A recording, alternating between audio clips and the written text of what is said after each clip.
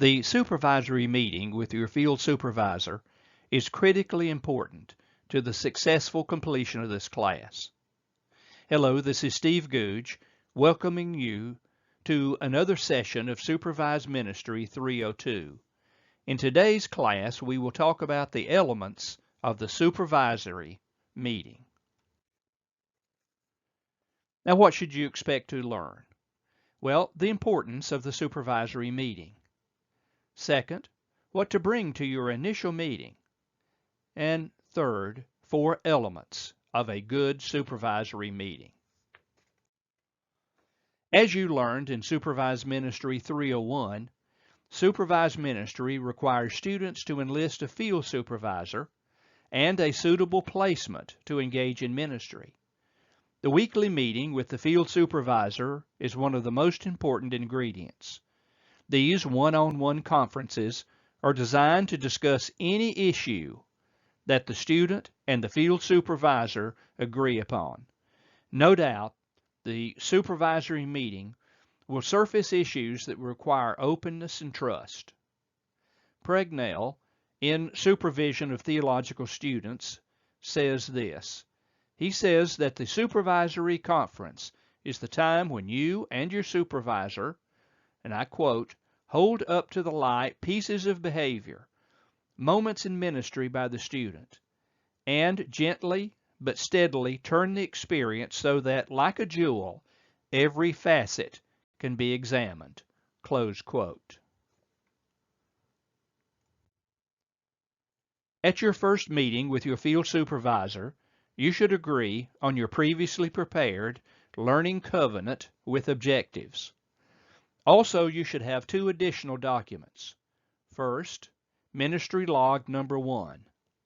Second, your autobiography and call statement. Your first meeting is scheduled for week 4, so you have no time to waste settling in on a placement and a field supervisor. The first 5 meetings will no doubt be devoted to discussing the ministry experiences you choose to discuss. The final meeting is set aside to evaluate your growth and development as a person and as a minister. Most meetings will have a process or an order that is followed. However, you are free to structure each session as you see fit. Here are some elements that typically are found in the supervisory meetings. Element number 1, reconnecting. This is normal and may include small talk about current events, the weather, or sporting events. From this, you move into the development of the agenda for the meeting. Element number 2, developing an agenda. Each week, you and your field supervisor must agree on a way forward, often called an agenda. Do you have a pressing issue that needs and deserves immediate attention? If so, this issue will take precedence over other items on a regular agenda. Your field supervisor might ask, what shall we discuss today? Or he may suggest a concern to be considered.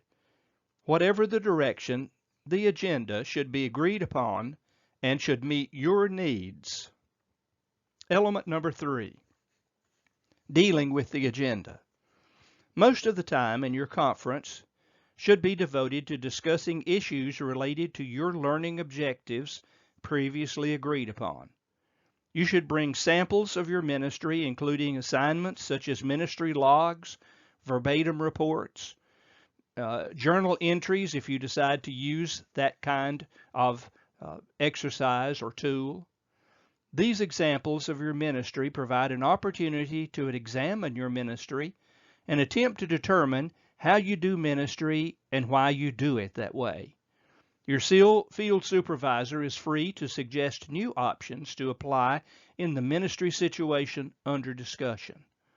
He may challenge you to reflect on why you minister in a certain way and challenge you to consider different options in the future. Remember that these supervisory meetings are focused on your development as a person and as a minister. The meeting is not to be modeled after a staff meeting in a local church where one would discuss tasks and their assignments.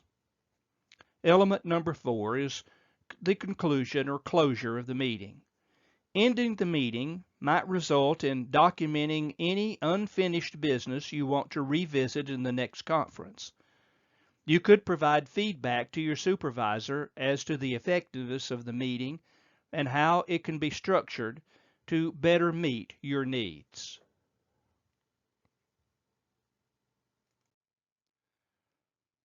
Supervised ministry depends upon the interaction of the student and the field supervisor for a positive class outcome.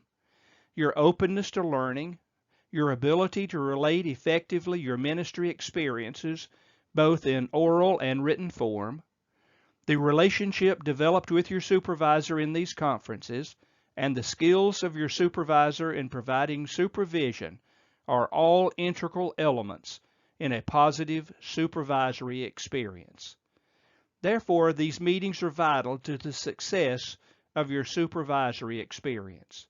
Consequently, I encourage you to faithfully schedule your appointments and be prepared when you arrive at the designated time.